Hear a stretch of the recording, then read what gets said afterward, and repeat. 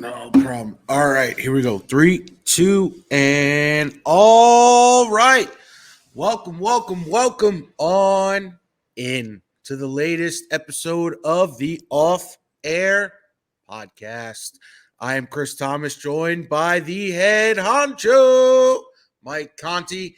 And Mike, one thing you've said on this podcast that I had to take note of is no matter what time of year it is, the news never stops. Super Bowl happened on Sunday. We talked about it on Monday. And now our very own Grant McCauley is with the Braves for spring training. It's funny how that happens, Mike. Yeah, and we also have the Daytona 500 this weekend, NBA All-Star game this weekend. It never stops. And then we'll go into March Madness and the stretch drive of the Hawk season. But yeah, Grant's down in Northport, and I know Grant is super stoked to be there. We're really excited to have him there. It just makes such a difference when we can have our own people on the ground embedded with the team. And Grant does such a great job covering the team. He has for more than a decade. He's been synonymous with our Braves coverage at 92.9 The Game for many, many years, even though he took kind of a few gap years with us. He left us, and then we got him back, which we were happy about. But having Grant down there in Northport, I think what our listeners are going to be able to experience is getting to hear Grant interact with players, members of the coaching staff, Brian Snitker, hopefully the manager, front office people. Grant is so intelligent, and I think if you listen to his show on Sunday nights, you see how intelligent, how cerebral he is about the game. So you're going to hear some really in-depth, next-level content coming from Grant as he starts to get kind of the inside story and just hanging out around the batting cage in Northport. I can't wait to hear it. And it's such a great thing for all of our hosts on all of our shows to be able to call Grant into the mix and be able to get his firsthand account of what's going on at spring training, because unfortunately it's just not possible to send us all down there and for all of us to be a part of it. So Grant's got an important job, a tough job, but he does it beautifully. And I can't wait to hear that content start to make its way onto our airwaves over the next couple days. And a little nugget for everyone involved. Relationships are key in the sports radio industry, and through those relationships we were able to have Braves GM Alex Anthopoulos on this week to preview the season, a little primer. So Mike, how cool was it for you to see that be sort of the unofficial kickoff to the Braves coverage on 92.9? You know, it's funny. We kick off Falcon season usually by having Terry Fontenot on, and before him, Thomas Dimitrov. In many cases, we kick off Hawk season having their GM on. We kick off Atlanta United season, as we did a couple weeks ago, having Garth Lagerwey on when we broadcast live from the training ground. And now we're kicking off Brave season by having Alex Anthopoulos on. And look, I mean, we are not affiliated with the Braves in any way. We do not have a contractual agreement with them. We do not broadcast their games. Our competition does, and they do a remarkable job covering the Braves. So you're right. It comes down to our relationships, our personal relationships with people like Alex Anthopoulos, and the relationships that we try to maintain with the team. And Grant is very much on the front line of maintaining that relationship, as was Joe Patrick when he was covering the Braves. He did a great job with it too. But a lot of it is up to our hosts and our producers, and this is kind of inside baseball. This is behind the scenes stuff. Carl probably has a lot of phone numbers in his phone that would surprise many of you watching right now. Yep. You and Bo have many phone numbers in your phones that would probably surprise some people. So we don't get the guaranteed access to the Braves that say we get with the Falcons or the Hawks or the Atlanta United, because we have contractual arrangements with those teams. We carry their games. We don't get the guaranteed access with the Braves. So we've got to work very hard on maintaining those relationships, because we're not going to be handed anything by the team. So it's a lot of hard work. But again, Carl and Bo and Steak, they do a really, really good job of staying connected with a lot of people on that team. And it's not just the players. It's Alex Anthopoulos. It's Bo Johnson having a really good relationship with Brian Snitker. Bo, who produces the Midday Show. It's having good relationships with players and their agents. It's a lot of different things. It's having connections with people who cover the team on a daily basis. Even though we don't broadcast the Braves on our radio station, we cover them as if we do, because we're not stupid. We know that the Braves are very, very, very important to each and every person who listens to our radio station. They are very, very integral to the fabric of sports in Atlanta. And whether we broadcast their games or not, we're going to cover them with the same amount of effort and intensity that we do with the teams that we have business arrangements with. So it really dipped week. It started with Alex being on your show. It continues with Grant being down at spring training. And it will continue throughout the season. Grant's first show is going to be Sunday, the 26th of February, and that'll continue all the way through the end of the playoffs. Feel like the baseball off season is shorter than the soccer off season. Like I'm wearing this because I have to do an Atlanta United game tonight. It's been a very short off season, but I think the winners are our listeners, because they demand that content, they demand the coverage, and we're going to give it to them. Yeah, we're full of nuggets today. Fans of the Steakhouse should stay tuned this week. There is a chance that another familiar name with the Braves that is very iconic, shall we say, should be joining them later this week as well. And for Dukes and Bell fans, Around the Yard with the Braves comes back on Thursday. So we will be starting our coverage with Grant doing, if not daily hits, certainly multiple times a week, getting all the latest info from him. So we're really excited to get things rocking and rolling again.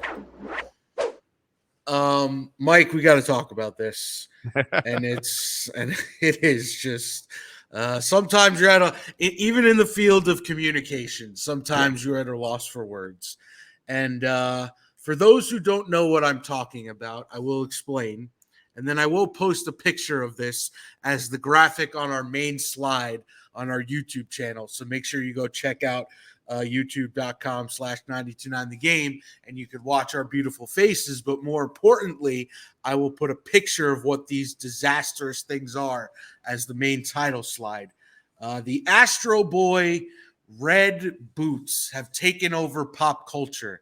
And these things, Mike, they're just an affront to all things fashion and fame. And it's such a just look at me act. So they're basically what Astro Boy is, for those who don't know. It is one of the original Japanese anime cartoons. And it was brought over to the U.S., I think either in the far back as like the 1960s or the 1970s. It was a black and white cartoon, eventually got remade into color, and it's an iconic, it's one of those characters that you've seen in media throughout the years that you might not be able to place exactly what it is, but you're like, I've seen that little cartoon character before. He's Astro Boy. And what he's famous for is wearing these gigantic big red boots that are 4 times the size of his body, that he flies around with and does all his heroics with. Well, those have now made their way into the fashion mainstream, specifically at NBA games, and you see them on red carpets.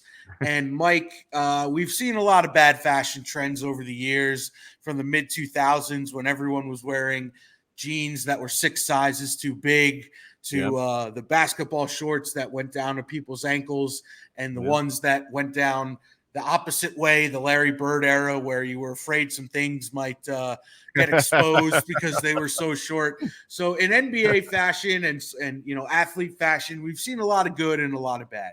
But I think this one might take the cake for the most absurd and the most ridiculous of all time. So here's what I want to know. I just went on Google Shop. Did these boots really cost $3,000? Oh, sure. They're not for me and you. That's oh for my sure. God. So you're wearing something that looks cartoonish, like literally cartoonish. Cartoonish. they don't look comfortable at all. They certainly clash with just about anything you would wear above the boot line. Like you would have to wear, I guess, kind of bright red and white, and I don't even know what you would wear to kind of match with the boots. And you're dropping more than a mortgage payment on it. I don't get that. I don't honestly. The first time I saw it, I appreciate your explanation on Astro Boy. I thought it was like a Super Mario Brothers type of homage. Like it reminded me a little bit of a video game character, like Super Mario trying to stomp on monsters and use the shoes as a springboard to jump and hit the question box and everything like that. So like I had no idea about Astro Boy until your primer on that just now. Look, it's the flavor of the month. The thing that's going to crack me up is 5 or 10 years from now, are we going to start to see these Astro Boy moon boots show up at like Goodwill and Salvation Army and consignment stores and everything like that? Because you're right. Like when I was growing up, you mentioned the oversized jean trend. I mean, that was a huge trend. Yeah. In the mid to late 90s. Pant legs that were 6 times wider than what you actually needed. That was a big trend. You mentioned the basketball shorts. I kind of feel like that started with the Michigan Fab Five when they wore the oversized shorts in I think it was the 1992 NCAA tournament. And frankly, I think that still is a trend. But, so many of these things that seem cool for a minute really just last a minute. And then you're left wondering, why did I spend all my money on something that I'm never going to wear again? But again, these are wealthy person problems, and neither you nor I are wealthy people. And I would also say this. I don't think anyone in their right mind should be taking fashion advice from you and I. I mean, we are by no means. My wife for Christmas had to get me a book on like how to dress.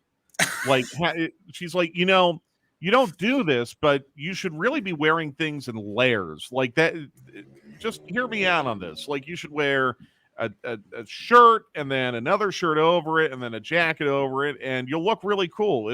It'll look like you're wearing layers. And sure enough, she got me a couple sweaters and shirts and a jacket. I'm like, okay, yeah, that does look pretty good. But I had to be told that by my wife. Like, you have a very consistent look, Chris. Like you very frequently wear shorts. You very frequently wear short sleeve shirts. You very frequently wear hats. I very frequently wear collared shirts. I very frequently wear jeans. I might not look good at all. In fact, I probably don't. So it's kind of like me being the analyst on a Hawks game. Like, I've never played basketball at a remotely high level. Like, should I really be critiquing what and analyzing, what NBA players who play at the highest level are doing? No. And so I try not to do that. I try to stick just to statistics and things that can't really be debated. It's the same thing with fashion. Like, I look like a schlub. So I shouldn't be offering really any kind of commentary on, what's proper and improper for people to wear. I'll leave that to who was the guy? Was it Mr. Smith who would always have his best and worst dress list? Oh, right. They would do that occasionally on like Entertainment. I'll leave it to those guys. Like that, they know. I don't. And no offense to you, Chris, but like I'm guessing you probably would not think of yourself as a fashion expert either. It's one of the main reasons I chose to work in the industry I work in, Mike. Exactly. What we wear doesn't matter. We can come in every day wearing pajamas and no one's going to know. Nope. In fact, we've done that occasionally. Yeah, there is a I will not out him, but there is a member of our 92.9 The Game producer team who quite frequently comes to work in those classic red and black sort of patterned, almost what's the word I'm looking for? The fashion trend in the 90s, they're plaid pajama bottoms is often during the winter months a staple of this person's wardrobe. My favorite 92.9 The Game fashion decision is the one host we have who will every now and then go to the gym and will wear clothes corresponding to what he did in the gym that day. So for example, if it's legs day, he's always going to wear shorts. If it's arms day, he's always going to wear like sleeveless shirts because he wants us to see what he's done in the gym that day. So like if this particular person comes in wearing a tank top, must have been arms day for him. Or if he comes in wearing shorts, well, must have been legs day for him. That's my favorite 92.9 The Game fashion trend, because apparently we all need to be aware of how this person spent their limited time in the gym. See, it would, and the ironic part for me is if I was, and this particular person happens to be in good shape. If I was in good shape, right, I wouldn't need to flaunt it. I would wear maybe tight-fitting shirts to show off what I'm doing, but it's not like in your face, here's my bulging biceps or bulging calf muscles. You know, I would be a little bit more conservative. But you know what, Mike? We say to each their own. To each their own. Whatever works, whatever works. We had an intern here. Like you and I are of size, I think we could say. Husky I'm gentleman. I'm much, much more corpulent than you. I'm trying to slim down to get to your level. But we're both, we have a few extra. Well, Chris has a few. I have more than a few extra pounds. We had an intern here. This was a long time ago, maybe 8 or 9 years ago, who was of size, a little bit larger.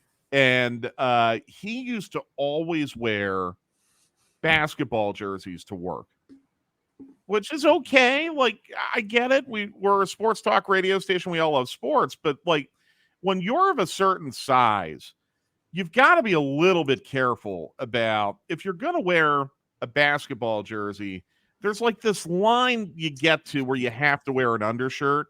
And I don't think he was aware that he was like over the line. Oh, so, he didn't wear an undershirt underneath? No. Oh. No. My goodness. So it was uncomfortable. Like, seriously, it was uncomfortable.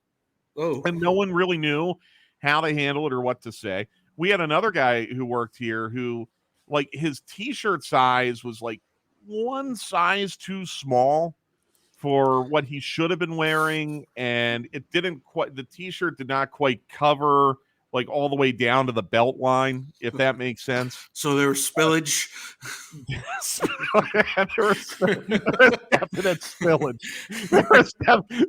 Oh God, poor guy, Mike Bernard. God love him. God rest his soul. Mike Bernard, one of our original producers who worked here, and he has since passed away. I miss him like crazy. He used to always joke, guess the underbelly's out today. And that's literally what it was. There'd be spillage and you'd see the underbelly. So yes, I think your point is extremely well taken. We've kind of veered off to a tangent here, but we don't work in our industry because we look good or dress well. We work in our industry because we like to entertain, and hopefully you all like hearing us talk. I get it all the time when people put my voice to the face. They're like, "Oh, you look like that?" Yeah, I said, "Yeah, try being my wife." I'm having to look at it every day. So we get that all the time. But we are not in any way, shape, or form professing ourselves to be fashion experts. Let's just make that clear. No, but those boots, still awful. Awful. All right, let's finish this up with something that you certainly don't see every day in our Hall of Fame audio. We know stadium proposals are a thing, Mike, which I think is so tacky and so cliche. I would never propose at a ballpark unless like a team, like almost like you and your wife with Penn State. Like even then, I don't know. Okay, no, it's a faux pas no matter what. Yeah. Okay, so this couple took it one step further.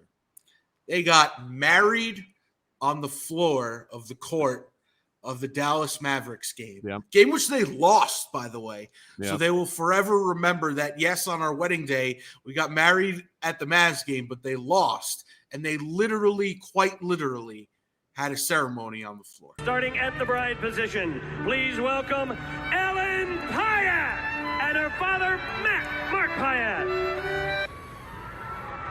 By the power vested in me and with 20,000 MFFLs as witnesses, it's my delight to declare you husband and wife Reed, you may kiss the bride. I mean, the bride. I will say this: if the bride gives the green light on that, then she's awesome, and she's totally in with it. That's not something that happens without a 110% commitment from the bride. No, that is a great shout. And I'll tell you this. A part of me, a small part of me, listens to that and thinks, you know what? That's kind of awesome. Like the man who performed the ceremony, that was Mark Followill. He's the play-by-play announcer for the Mavericks. Yep. Like to have the PA announcer introduce the bride and her father like they're in the starting five. Like that kind of got me fired up. Like, all right, this is awesome. But I also think this, Chris, that's probably not a move you pull when it is like your first actual like wedding. Like if the bride and groom went to the courthouse and got officially married and maybe did like, a smaller reception for friends and family before doing this ceremony, I would get it. Or if they were like on their third or fourth marriage, I would get it. That doesn't like, I kind of feel like your first wedding has got to be ceremonial, ceremonial, and then whatever you do from there, you do from there. But I will absolutely co-sign what you said. If the bride is into that, then you found yourself a good bride, my friend, because not only does she clearly enjoy sports and clearly enjoy the Mavericks as something that maybe you can do together, she's obviously got a really, really good sense of humor, and she's not going to be a bridezilla to the point where she's going to control everything that you do in the wedding. So shout out to that bride. Shout out. Like I thought that was really, really cool. I would never do that. I would absolutely never, ever in a million years do that. But if that's what they wanted to do and that was their thing, shout out to them. I think that's really cool. Yeah. And it's funny you mentioned about the first or second marriage thing. They were a young, attractive couple. Yeah. This wasn't like, a guy in his mid 60s and a woman in her, late 40s who clearly had been through some stuff. This was the guy, was sharply dressed, long hair. The bride was beautiful. He bends her over like the classic Navy picture with the guy, bending over his sweetheart coming home from war. It was a whole scene, and they just looked like they were so into it, and it looked like they were around my age.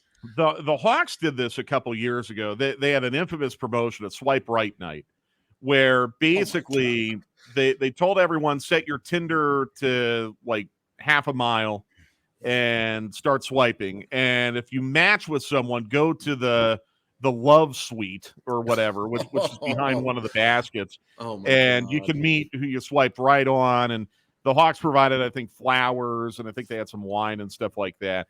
And there were quite a few kind of connections made that night. Every single one of those couples was absolutely attractive, young, good looking. Like I'm like, what the heck is going on here? Like I go to Hawks games all the time. Where do these people sit? This is crazy. So like there were numerous very, very good looking matches that came out of that night, and one of them got married.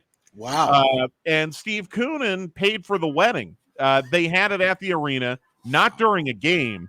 But they had it in an empty arena. They put the floor down and everything. They had the wedding there. Hawks paid for all of it. And I want to say they're still together. But again, like another really good looking couple. So maybe NBA games are where it's at for, people who are on the look. I've been married for almost 10 years now, so I haven't really been paying attention to it, but maybe that's the thing to do, the place to go. Well, I haven't been married ever, and I will say going to Hawks games and Atlanta United games and Falcons games and Braves games, there's a strong field, Mike. Atlanta No represents well in terms. No doubt. And by the way, a really good place to take a date. Yes, Really good place to take a date because I've done many first dates. You can control the level of conversation that you have, and it's just long enough. Like a Hawks game's 2.5 hours. Falcons game's usually about 3 hours. Atlanta United's about 2 hours. Braves, with the pitch clock, maybe 2.5 hours. Just long enough. You can control the level of conversation you have. If you're not having fun, you tap out. And if you're having fun, you keep going. I have used some of the 92.9 accessibility in my favor. Let's just put it that way. Some of our very, very appreciated partners that sometimes have a couple extra tickets for us. But I would say this, Chris, and I recommend this to you as a bachelor. If someone approaches you and shows interest in you, and their first question is, can you get free tickets to X, Y, or Z? That is a huge red flag. It's so funny you said that, Mike. So I am a fan of these dating apps. They're very convenient. I matched with somebody last week, and after being asked what I did for a living, their first question was, and I'm quoting this person verbatim, can you get Taylor Swift tickets? I will literally sell my soul to get Taylor Swift tickets. And I was like, well, I mean, but I don't think I can get them because that is way above my pay grade. That was my response. Well, on one hand, that is a red flag, but on the other hand, but maybe an opportunity as well. Exactly, it's something I may be knocking on your door when the concert comes around. Mike, I don't have any Taylor Swift tickets. You're out of luck with me. Can you pull some strings? Can we go downstairs to the 8th floor? Can we pull? By the way, a helpful hint on that. Taylor Swift is NFL Draft Weekend. Just keep that in mind. Well. There goes that idea because work at this stage of my career. No, hold on. I can get you the night off. That's not. But just we are all so interested in the NFL draft. Let's just keep in mind where our priorities might lie. Like if you need a night off, I got you. You know that. But it's a busy time for us who love the NFL. It's like scheduling a wedding during a college football Saturday. Puts people in a position where they have to make a decision. Or during Super Bowl weekend, which I heard somebody did this weekend, which that's a technical foul. That's right a foul. There, that's a foul. Yeah. All right. And with that'll do it for the latest edition of the Off Air Podcast. Follow Mike Conti, the head honcho, at Mike Conti 929. I am at C Thomas Radio. We will talk to you guys soon.